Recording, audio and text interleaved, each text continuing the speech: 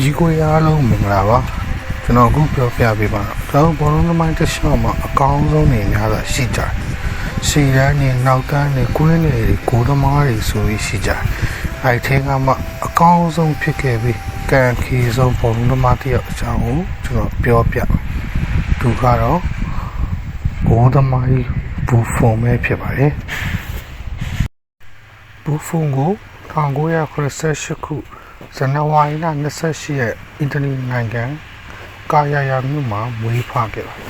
။ဘူဖွန်ရဲ့မိဘတွေကအားကစားသမားတွေဖြစ်ကြပါတယ်။ဒါကြောင့်လည်းဘူဖွန်ဟာအားကစားကိုဝါနာပါတာလည်းဖြစ်နိုင်ပါတယ်။အများစုကတော့ဘူဖွန်ကိုဂိုးသမားတစ်ယောက်ဖြစ်ပဲသိကြပေမဲ့သူ့ရဲ့ကစားသမားဘဝစတင်တဲ့အချိန်မှာတော့သူဟာတိုက်စစ်မှုတစ်ယောက်ဖြစ်နေစတင်ကစားခဲ့တာဖြစ်ပါတယ်။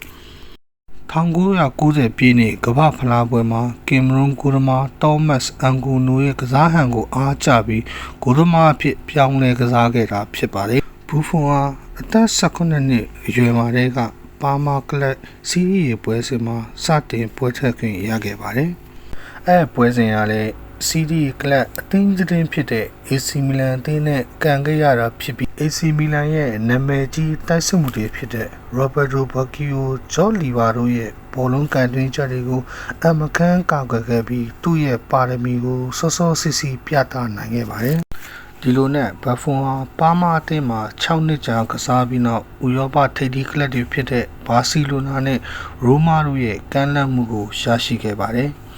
ဒါပေမဲ့ဘူဖွန်ဟာဂျူပင်နက်အသင်းကိုပဲရွေးချယ်ပြီးကစားခဲ့ပါတယ်။ဒီလိုရွေးချယ်မှုဟာလည်းသူ့အတွက်များစွာအထိပ္ပယ်ရှိပါတယ်။အဲ့ဒီအချိန်မှာဂျူပင်နက်အသင်းဟာအင်အားကြီးဆုံးကလပ်တင်းမှာပါဝင်နေတာဖြစ်ပါတယ်။အဲ့ဒီအချိန်မှာဂျူပင်နက်အသင်းဟာလည်းအင်အားကြီးဆုံးအသင်းဖြစ်တဲ့အသင်းကစားသမားကောင်းတွေလည်းများစွာရှိပါတယ်။ဥပမာဒေပီယာလိုထရာစီကီတို့လိုကစားသမားတွေလည်းရှိခဲ့ပါတယ်။ဒါကြောင့်ဘူဖွန်ဟာ2001ခုနှစ်မှာဂျူပင်နက်အသင်းကိုဂိုးသမားလောကရဲ့အများဆုံးပြောင်းရွှေ့ခြင်းနဲ့ပြောင်းရွှေ့ရောက်ရှိခဲ့ပါတယ်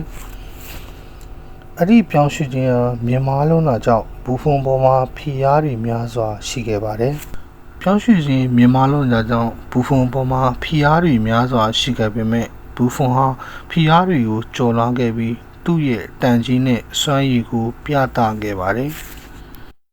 ထိုအချိန်မှာသူ့အတွက်အဆင်ပြေလာဖို့ရှိလာခဲ့ပေမဲ့မထင်မှတ်တဲ့အရာတစ်ခုကဖြစ်ခဲ့ပါတယ်။အဲ့ဒါကတော့2006ကမ္ဘာဖလားပွဲမစတင်မီအီတလီဘောလုံးလောကမှာအကြီးအကျယ်ရှုပ်ထွေးမှုလုပ်ပွဲအရှုပ်တော်ပုံကြီးဖြစ်ခဲ့ပါတယ်။ထိုထဲမှာဂျူပင်နက်အသင်းလည်းပါဝင်ဖြစ်ခဲ့ပြီးဒိုင်လူကြီးတွေကိုငွေပေးကနိုင်ပွဲရရှိဖို့ကြိုးစားခဲ့တဲ့ဆွဆွဲချက်တွေထွက်ပေါ်လာခဲ့ပါတယ်။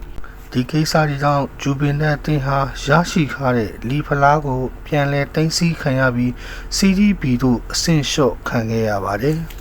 ။ထိုပြဿနာတွေကြောင့်ကဘာကျော်ဘောလုံးသမားတွေဖြစ်ကြတဲ့ကန်နဗာရိုအီဘရာဟင်မိုဖစ်တို့ဟာလည်းအသင်းမှထွက်ခွာသွားကြပါတယ်။ထိုကစားသမားတွေပြင်ဂျူပင်နက်အသင်းရဲ့ခြားနာမည်ကြီးကစားသမားများစွာလည်းအသင်းကထွက်ခွာသွားကြပါတယ်။ဒါပေမဲ့ဘူဖွန်ဟာအသင်းမှမထွက်ခွာပဲဆက်လက်ကျန်ရှိနေခဲ့ပြီး CDB ရဲ့ချန်ပီယံဖလားကိုရရှိပြီး CDA တို့ပြန်လည်တန်းတက်အောင်အစွမ်းကုန်ကြိုးစားခဲ့ပါတယ်။ဘူဖွန်ဟာ CDA တို့ပြန်လည်တန်းတက်ရရှိခဲ့ပေမဲ့လည်းသူ့ရဲ့ကစားသမားဘဝအကြီးမားဆုံးဒိုင်ယာပြဿနာနဲ့ရင်ဆိုင်ခဲ့ရပါတယ်။ဘူဖွန်ဟာအကောင်းဆုံးကစားသမားစုများစွာစုဖလားများစွာရရှိခဲ့ပေမဲ့လည်းသူ့ရဲ့မျှော်လင့်ချက်ဖြစ်တဲ့ချန်ပီယံလိဖလားကတော့ဝေးကွာနေဆဲဖြစ်ပါတယ်။ဘူဖွန်ဟာသူ့ရဲ့မျှော်လင့်ချက်ဖြစ်တဲ့ချန်ပီယံလိဖလားကိုရယူနိုင်ရန်အတွက်ဆက်လက်ကြိုးစားတိုက်ပွဲဝင်ခဲ့ပါတယ်။ဒါကြောင့်2015ခုနှစ်မှာဂျူပင်နက်အသင်းဟာချန်ပီယံလိဘူလူပွဲကိုတိုက်ရောက်ခဲ့ပြီးဘာစီလိုနာအသင်းနဲ့ထိပ်တိုက်ရင်ဆိုင်တွေ့ခဲ့ပါတယ်။ဒါပေမဲ့လည်း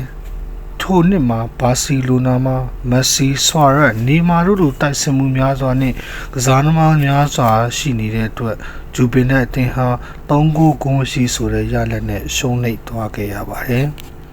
ဒါကြောင့်ဘူဖွန်ဟာသူ့ရဲ့မျှော်လင့်ချက်ဖြစ်တဲ့ချန်ပီယံလိဆုဖလားနဲ့ဆက်လက်ဝေးကွာနေခဲ့ရပြန်ပါတယ်။ တို့ပေမဲ့လည်းဘူဖွန်ဟာသူ့ရဲ့ညှို့မျှော်လင့်ချက်ဖြစ်တဲ့ချန်ပီယံလိဆုဖလားရယူနိုင်ရန်အတွက်ဆက်လက်ကြိုးစားတိုက်ပွဲဝင်ခဲ့ပါတယ်။ဒီနေ့အသင်းဟာ2018ခုနှစ်မှာချန်ပီယံလိဘူလူပွဲသို့နောက်တစ်ကြိမ်ထပ်မံရောက်ရှိခဲ့ပါတယ်။ထိုနှစ်မှာချန်ပီယံလိဘူလူပွဲမှာရီယယ်မက်ဒရစ်နဲ့တွေ့ဆုံခဲ့ပြီး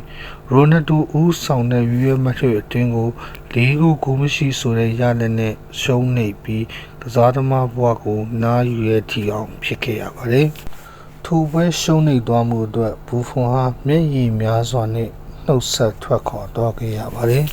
။သူ့ရဲ့ချန်ပီယံလိဖလားပေါ်သူဘလောက်မျှော်လင့်ခဲ့တယ်သူ့ရဲ့အိမ်မက်ဟာဘလောက်ရေးပါတယ်ဆိုတာကိုပြသခဲ့သူတယောက်လည်းဖြစ်ပါတယ်။